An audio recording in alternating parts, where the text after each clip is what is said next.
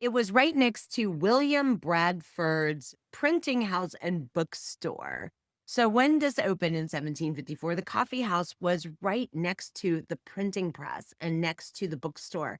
And so these ideas, these deep theoretical, political, social, revolutionary ideas were actually already being held inside the coffee houses in Philadelphia. So it wasn't just Boston. So we win. The Treaty of Paris is in 1783, and the scrappy startup wins the war. So then the question becomes, now what? And we can then talk about the years of discussion around things like federalism and anti federalism and congressional power versus states' rights. There's a lot of that could be kind of sorted through. But I think the more important thing to talk about was that these discussions became very intense. They became incredibly public and incredibly difficult as far as the viciousness on either side. We did obviously come to an agreement at some point, but these exchanges of ideas between 13 colonies, 13 belief systems, the only thing we really all had in common at that point was we lived on American soil and we threw out the British. So there were a lot of divided ideas that were coming together into this messy sort of American experiment. And the constitutional amendments that became the Bill of Rights. So the National Archive notes that there were originally 12 Bill of Rights amendments that were offered in 1789 on September 25th of 1789. So there were originally 12, not 10.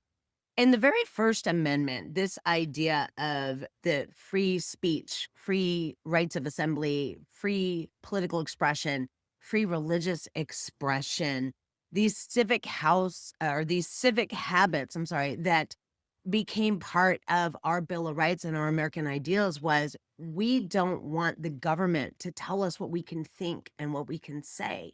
And that traces all the way back to those original coffee houses. And we can point back and look at the tracing of when the British decided that they were going to blockade the ports and they were going to put soldiers in our houses, and everything that the king and parliament did in the prior years before the declaration were things that we were going to write into our own form of government, that it wasn't going to be tolerated here. And what's really interesting about this is we still don't have this all figured out. I'm recording this in 2026, and we still have all sorts of debates over censorship and sedition. And in fact, the Sedition Act of 1798 was a very first test of whether or not this nation can handle criticism and dissent without making accusations. And that tension is still here today. And again, I would say it goes all the way back to the sobering of Europe and all the way back to coffee being widely available. So let's talk about coffee just as part of our American identity. More people drink coffee in the United States than they do other drinks in the morning. And that habit has continued. Now we also have iced coffees in the afternoon. We have all kinds of coffee recipes that we make for different beverages and things. And coffee has really become a large part of American life.